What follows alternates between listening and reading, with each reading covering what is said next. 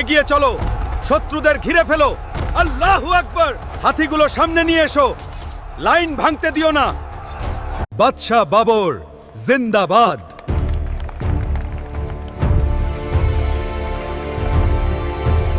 একদিকে তৈমুর আর অন্যদিকে Genghis Khan. ভাবা যায় কি বিশাল বংশপরিচয়। কিন্তু উত্তরাধিকার সূত্রে তিনি পেয়েছিলেন শুধু নির্বাসন আর টিকে থাকার এক কঠিন লড়াই। হ্যাঁ, আমি জহিরুদ্দিন মোহাম্মদ বাবরের কথা বলছি। এমন এক রাজা যিনি প্রায় সবকিছু হারিয়েও এক বিশাল সাম্রাজ্য গড়ার স্বপ্ন দেখেছিলেন। চলুন আজ আমরা দেখব কিভাবে সেই অসম্ভবকে সম্ভব করা হয়েছিল। প্রশ্নটা শুনলেই কেমন অবিশ্বাস্য লাগে, তাই না? একদিকে মাত্র ১৫,০০০ সৈন্য আর অন্যদিকে ১,০০,০০০ বিশাল বাহিনী। গণিতের হিসাবে তো এটা প্রায় অসম্ভব। তাহলে কিভাবে একজন সেনাপতি এত বড় প্রতিকূলতাকে জয় করলেন? এর উত্তরটা কিন্তু লুকিয়ে আছে আধুনিক কৌশল আর নতুন প্রযুক্তির এক যুগান্তকারী মিশ্রণে। এই চারটা একবার দেখুন।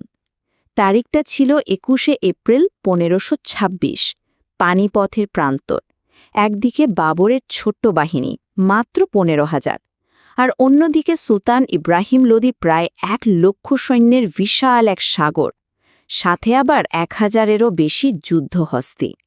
এটা আসলে শুধু ডেভিড বনাম গলিয়াথের লড়াই ছিল না, এটা ছিল আধুনিক রণকৌশলের বিরুদ্ধে পুরনো দিনের সামরিক শক্তির এক অসম পরীক্ষা।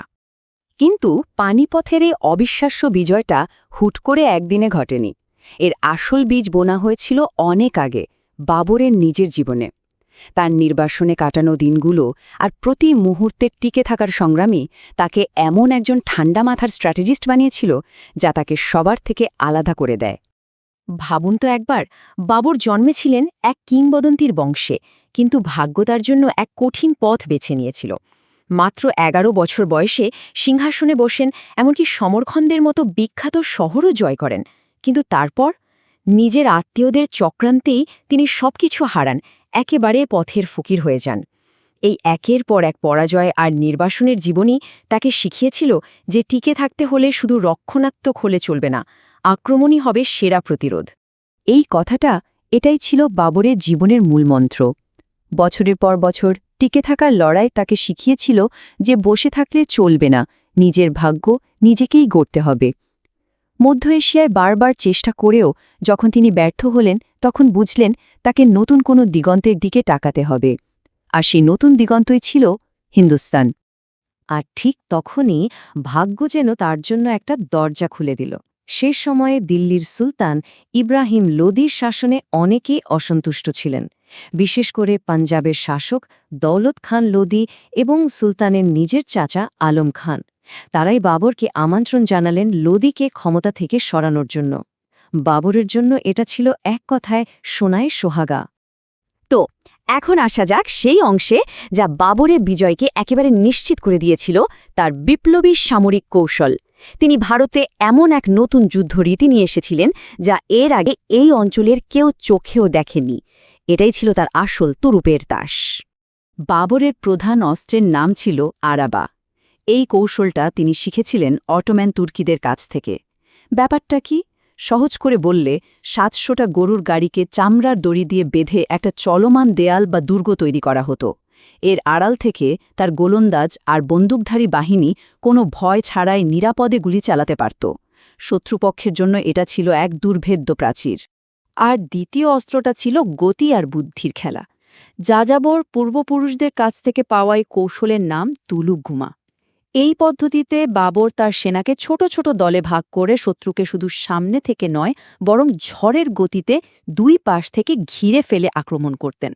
ফলে বিশাল শত্রু সেনা কিছু বুঝে ওঠার আগেই বিভ্রান্ত হয়ে পড়ত, আর তাদের নিজেদের সংখ্যাই তাদের জন্য ফাঁদ হয়ে যেত। তাহলে পুরো পরিকল্পনাটা কি দাঁড়ালো? একটা ৩ ধাপের মরণ ফাঁদ। প্রথমে আরাবা দিয়ে শত্রুকে থামিয়ে দাও, এরপর কামান দেগে তাদের মধ্যে বিশৃঙ্খলা তৈরি করো, আর সবশেষে যখন তারা ছত্রভঙ্গ হয়ে যাবে তখন তুলুগুমা কৌশল ব্যবহার করে দুই পাশ থেকে ঘিরে ফেলে তাদের পুরোপুরি ধ্বংস করে দাও। একেবারে নিখুঁত আর মারাত্মক এক পরিকল্পনা। এই টেবিলটা দেখলেই পুরো ব্যাপারটা আরও পরিষ্কার হয়ে যায়। একদিকে বাবরের ছোট বাহিনী, কিন্তু তাদের হাতে আছে আধুনিক প্রযুক্তি, বিধ্বংসী কামান আর বন্দুক। অন্যদিকে লোদির বিশাল বাহিনী নির্ভর করছে পুরনো দিনের সম্মুখযুদ্ধ আর যুদ্ধ হস্তির ওপর। এখানে বাবরের দূরদর্শিতা। তিনি বুঝেছিলেন ভবিষ্যতের যুদ্ধ সংখ্যার জোরে জেতা যাবে না, জিততে হবে উন্নত কৌশল আর বিধ্বংসী প্রযুক্তির জোরে। তত্ত্ব তো অনেক হলো, এবার চলুন সরাসরি পানিপথের যুদ্ধক্ষেত্রে ফিরে যাই আর দেখি কিভাবে বাবর তার এই নিখুঁত নীল নকশাটাকে বাস্তবে রূপ দিয়ে ইতিহাস বদলে দিয়েছিলেন। যুদ্ধের শুরুতেই বাবর একটা অসাধারণ চাল চাললেন। তিনি এমনভাবে নিজের সেনাবাহিনীকে সাজালেন যে লোদির লক্ষাধিক সৈন্যের বিশাল বাহিনী একটা সরু জায়গার মধ্যে যুদ্ধ করতে বাধ্য হল। এর ফলে হলো কি, তাদের বেশিরভাগ সৈন্য যুদ্ধ করার সুযোগই পেল না। বাবরের কৌশল শুরুতেই লোদির সবচেয়ে বড় শক্তি অর্থাৎ তার বিশাল সৈন্য সংখ্যাকে অকেজো করে দিয়েছিল। আর এরপরই ঘটল সেই ঐতিহাসিক মুহূর্তটা। বাবরের কামানগুলো যখন প্রথমবারের মতো গর্জে উঠল, তার বিকট শব্দ আর ধোঁয়ায় লোদির যুদ্ধহস্তিগুলো ভয়ে পাগল হয়ে গেল। এই বিশাল প্রাণীগুলো যা ছিল লোদির শক্তির প্রতীক, তারাই আতঙ্কিত হয়ে ঘুরে দাঁড়িয়ে নিজেদের সৈন্যদের পিষে মারতে শুরু করল। এক মুহূর্তে লোদির সবচেয়ে বড় শক্তি তার সবচেয়ে বড় দুর্বলতায় পরিণত হল। লোদির বাহিনী যখন কামান আর নিজেদের হাতিদের আক্রমণে দিশেহারা, ঠিক সেই সুযোগে দুই পাশ থেকে নেকড়ের পালের মতো ঝাঁপিয়ে পড়ল বাবরের অশ্বারোহী বাহিনী। এটাই ছিল সেই তুলুগুমা আক্রমণ। কিছু বুঝে ওঠার আগেই সুলতানের সৈন্যরা চারদিক থেকে ঘেরাও হয়ে গেল। এই চূড়ান্ত আঘাতেই তাদের প্রতিরোধ পুরোপুরি ভেঙে পড়ল। ফলাফল এক কথায় ভয়াবহ।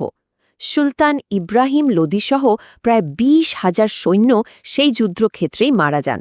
বাবরের কৌশলের কার্যকারিতা এই সংখ্যা থেকেই স্পষ্ট। মাত্র এক সকালের যুদ্ধেই দিল্লি সালতানাতের পতন ঘটল। পানিপথের এই একটা যুদ্ধ শুধু একজন সুলতানকে হারায়নি, বরং বারুদের ওপর ভিত্তি করে একটা নতুন সাম্রাজ্যের জন্ম দিয়েছিল। এমন এক সাম্রাজ্য যা আগামী ৩০০ বছর ধরে ভারতবর্ষের ইতিহাসকে নতুনভাবে লিখবে। এই যে মানচিত্রটা দেখছেন, এটা চমৎকারভাবে দেখাচ্ছে যে পানিপথের যুদ্ধ কিভাবে মোঘল সাম্রাজ্যের ভিত্তি স্থাপন করেছিল।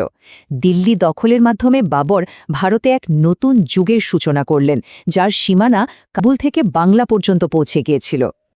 বাবর ভারতে রাজত্ব করেছিলেন মাত্র ৪ বছর, কিন্তু এই অল্প সময়ে তিনি যা করে গেছেন তার প্রভাব ছিল সুদূর প্রসারে। তিনি শুধু একটা সাম্রাজ্যই প্রতিষ্ঠা করেননি, বরং যুদ্ধ কৌশল থেকে শুরু করে শিল্প সংস্কৃতি পর্যন্ত সব কিছুতেই নিজের ছাপ রেখে গেছেন। খানোয়া আর ঘরঘরার যুদ্ধে রাজপুত ও আফগানদের হারিয়ে তিনি তার সাম্রাজ্যকে আরও মজবুত করে তোলেন। তাহলে সবশেষে এসে প্রশ্নটা থেকেই যায়, বাবরের এই অবিশ্বাস্য জয়টা আসলে কিসের জয় ছিল? এটা কি কেবল উন্নত প্রযুক্তির জয়, নাকি নিখুঁত সামরিক কৌশলের, অথবা এটা কি ছিল নির্বাসিত এক রাজপুত্রের অদম্য ইচ্ছাশক্তি যা কোনো বাধাই মানেনি? হয়তো আসল উত্তরটা এই সব কিছুর মধ্যেই লুকিয়ে আছে।